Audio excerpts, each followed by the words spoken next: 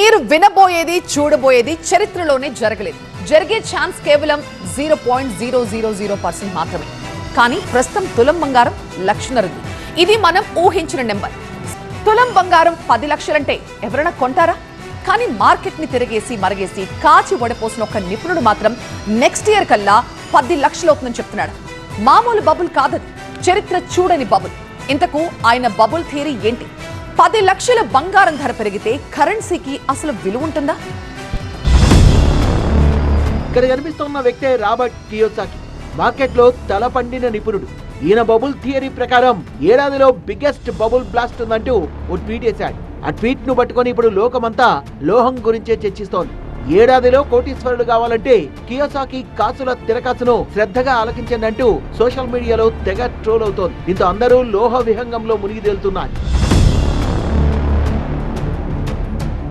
Kiyosaki చెప్తున్న bubble theory చరిత్రలో ఎప్పుడూ చూడని అతిపెద్ద బబుల్ బ్లాస్ట్. ఆయన ప్రిడిక్షన్ ప్రకారం ఔన్స్ బంగారం $35,000 పెరుగుతుందని, సిల్వర్ $200, బిట్కాయిన్ $7,50,000 దాకా ఎగబాకుతుందంటున్నారు. బబుల్ ఒక్కసారిగా అంతవరకు ఉబ్బి ఠామ్ అని పేలుతుందంటున్నారు కియోసాకి. మామూలుగా మార్కెట్ భాషలో బబుల్ అంటే ఒక ఆస్తి ధర దాని అసలు విలువ కంటే ఊహకందనంత పెరిగి ఒక్కసారిగా పేలిపోవడం అన్నమాట. ఇది గతంలో ఎన్నోసార్లు జరిగింది. 2008లో జరిగిన గ్లోబల్ ఫైనాన్షియల్ క్రైసిస్ ఒక క్లాసిక్ ఎగ్జాంపుల్. అప్పట్లో రియల్ ఎస్టేట్ మార్కెట్, బ్యాంకింగ్ వ్యవస్థలో అధిక అప్పులు, సబ్ప్రైమ్ లోన్స్ అన్ని కలిపి ఒక భారీ బబుల్ గా మారి చివరకు పేలిపోయింది. ఫలితంగా ప్రపంచ ఆర్థిక వ్యవస్థ మొత్తం కుదేలైపోయింది. ఇప్పుడు కూడా కియోసాకి ఇలాంటి పరిస్థితులే మరో ఏడాదిలో రాబోతున్నాయంటున్నారు.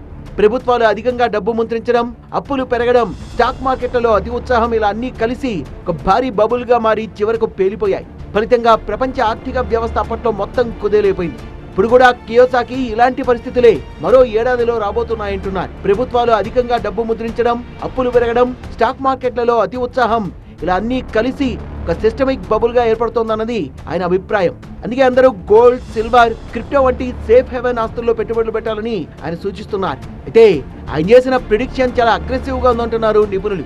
ప్రస్తుతం ఔన్స్ గోల్డ్ ధర $4,700 అటు ఇటుగా ఉంది. ఈ ఏడాదిలో $35,000 పెరగడం అంటే మన కరెన్సీలో తులం 10 లక్షలకు పైమాటే. ఇది సాధ్యం అవ్వాలంటే ఒక సాధారణ మార్కెట్ కరెక్షన్ సరిపోదు. ఒక తీవ్రమైన కరెన్సీ సంక్షోభం రావాలి. అంటే డాలర్ మీద నమ్మకం దెబ్బతినాలి. చరిత్ర చూడని భారీ క్రైసిస్ ప్రపంచాన్ని కుదిపేయాలి. అప్పుడు కానీ కియోసాకి ప్రిడిక్షన్ నిజం కాదంటున్నారు మార్కెట్ నిపుణులు. ఒకవేళ కియోసాకి చెప్పినట్లు గోల్డ్ పై విపరీతమైన పెట్టుబడులు పెట్టినా పరిస్థితి మారుతుందా అంటే పూర్తిగా కాదు అంటున్నారు నిపుణులు. గోల్డ్ అంటే ఒక సేఫ్ హెవెన్ మాత్రమే.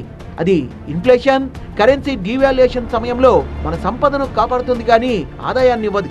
స్టాక్స్ లాగా డివిడెండ్స్ రావు, రియల్ ఎస్టేట్ లాగా డబ్బు కూడబెట్టదు. అంటే అది సంపదను పెంచడానికి కాకుండా కాపాడడానికి మాత్రమే ఉపయోగపడుతుంది. ఇప్పుడు గ్లోబల్ పరిస్థితుల్ని చూస్తే మిడిల్ ఈస్టులో ఉద్రిక్తతలు, ఆయిల్ ధరలు పెరగడం, సెంట్రల్ బ్యాంకుల పాలసీలపై అనిశ్చితి కొనసాగుతోంది. ఆయిల్ ధరలు పెరగడం అంటే ఇన్ఫ్లేషన్ పెరగడమే. ఇన్ఫ్లేషన్ పెరిగితే సెంట్రల్ బ్యాంకులు రేట్లు పెంచొచ్చు, రేట్లు పెరిగితే స్టాక్స్ పై ఒత్తిడి పెరుగుతుంది. అందుకే కియోసాకి బబుల్ థియరీ అప్లై చేస్తున్నాడు. మార్కెట్లు చాలా కాలంగా లిక్విడిటీ మీద నడుస్తున్నాయి. అంటే సెంట్రల్ బ్యాంకులు డబ్బు సరఫరా పెంచడం వల్ల ఆస్తుల ధరలు పెరిగాయి. కానీ ఒక దశలో ఈ లిక్విడిటీ తగ్గితే ఆ ధరలు నిలబడవు, అప్పుడు బబుల్ పేలిపోతుంది. కానీ మార్కెట్ అనేది ఎప్పుడూ అంచనాలకు లోబడదు. చాలా మంది క్రాష్ వస్తుంది అని సంవత్సరాలుగా చెప్తుంటారు. కానీ మార్కెట్ మధ్యలోనే కొత్త హైలను టచ్ చేస్తూ వచ్చింది. కాబట్టి పెట్టుబడిదారులు ఒకే ఆస్తిపై ఆధారపడకుండా గోల్డ్, సిల్వర్, స్టాక్స్, కొంత క్యాష్ ఇలా అన్ని కలిపి ఒక బ్యాలెన్స్ పోర్ట్ఫోలియోను మెయింటైన్ చేయాలని సూచిస్తున్నారు. అలాగే ఎవరి ప్రిడిక్షన్ ను గుడ్డిగా నమ్మకూడదు. కియోసాకి లాంటి నిపుణులు అనుభవంతో సూచనలు చేస్తుంటారు కానీ భవిష్యత్ మార్కెట్లు ఎలా ఉంటాయో ఖచ్చితంగా అంచనా కట్టలేరు.